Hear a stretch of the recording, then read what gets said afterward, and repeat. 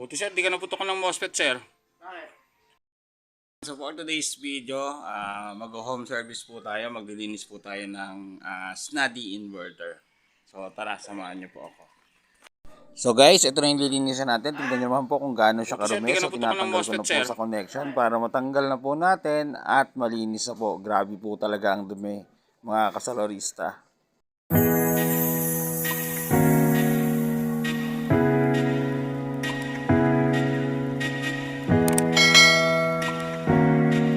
Ayan mga kasalorista at ka-DIY, natanggal na po natin yung cover. Ayan, kita nyo, grabe po talaga ang dumi. Buti na lang hindi nasira yung inverter kasi sobrang dumi. Nabablock na po yung pan niya. So tatanggalin po natin yung pan at lilinisin natin yung buong inverter. Ayan mga kasolarista, sinisimulan ko na po yung paglinis ng ating Snuddy 3DC na inverter na toroidal type na 3 kW 48 volts.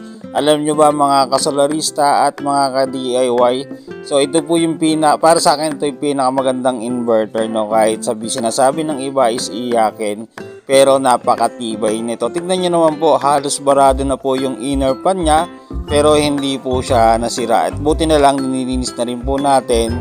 Ayan, so yung purpose po kung bakit natin nililinis para ma-prevent po natin sa pagkasira yung inverter. So ganito po yung pagme-maintenance po natin sa mga solar inverter po natin, no? Dahil pure off-grid po kami dito, is napakahalaga po ng inverter para makagamit po kami ng 220 volts na mga gamit po namin, lalo na yung mga demotor kasi ito po is pure sine wave.